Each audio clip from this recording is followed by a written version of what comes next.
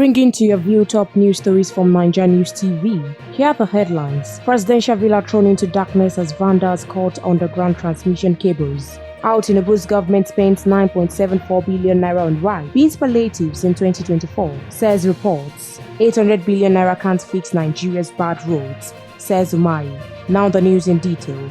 Abuja is currently experiencing significant power outages due to the vandalism of critical electricity infrastructure. The Transmission Company of Nigeria (TCN) reported that vandals removed approximately 40 meters of 1 x 500 mm square XLP conductors from 232 kV underground transmission lines near the Millennium Park area. These lines are essential for delivering bulk electricity to 132 kV Central Area Transmission Substation, which supplies power to the Abuja Electricity Distribution Company (AEDC). As a result, over 60% of the city's power supply has been disrupted, affecting key areas including Maitama, Wuse, Jabi, Life Camp, Asokoro, Utakoro, Mabushi, and part of the Presidential Villa. TCN engineers have been mobilized to assess and repair the damage, with efforts underway to restore power to the affected areas as swiftly as possible.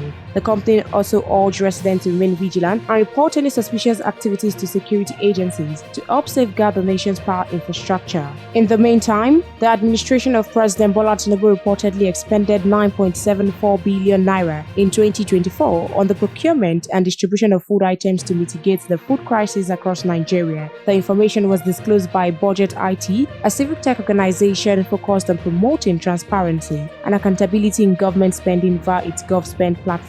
According to the report, a significant portion of the funds was allocated for essential food staples such as rice, beans, maize, and other commodities. The Federal Ministry of Agriculture and Food Security spearheaded the initiative, engaging contractors to deliver palliative food supplies to various federal constituencies nationwide. Key food distribution efforts include the supply of rice, beans, and garri to vulnerable communities struggling with hunger. The report revealed that payments averagely 85,144,545 naira and 46 kobo were made per constituency between February and November 2024. The palliative program covered states like Kano, Ogun, Osun, Akwa Ibom, Cross River, Adamawa, Kaduna, Jigawa, Ekiti, Oyo, Lagos, Bauchi, Rivers, Borno, Sokoto, and Enugu. The total expenditure on this food intervention program was pegged at 9.74 billion naira, according to Budget IT's findings. In other news, the Minister of Works, Dave Umahi, has described the 800 billion naira allocated to the ministry in the 2025 budget proposal as inadequate to fix the country's road infrastructural needs. Umahi, a two-time governor of Ebonyi State, disclosed this on Friday at a 2025 budget defense session hosted by the House Committee on Works. He called on the committee to consider reviewing the ministry's budgetary allocation in 2025 fiscal year upward. We plead with you to help us. 800 billion naira cannot do anything for us. It cannot address our road needs, and so we plead with you to help us, Umahi said. He urged committee to give the ministries adequate funding to enable it to complete ongoing projects as well as commence work on new projects spread across the country. Umahi added that the number of roads projects the ministry intended to fix couldn't be funded from the major budget envelope, stressing that borrowing money to fix the country's infrastructural needs for the greatness of the nation was a step in the right decision.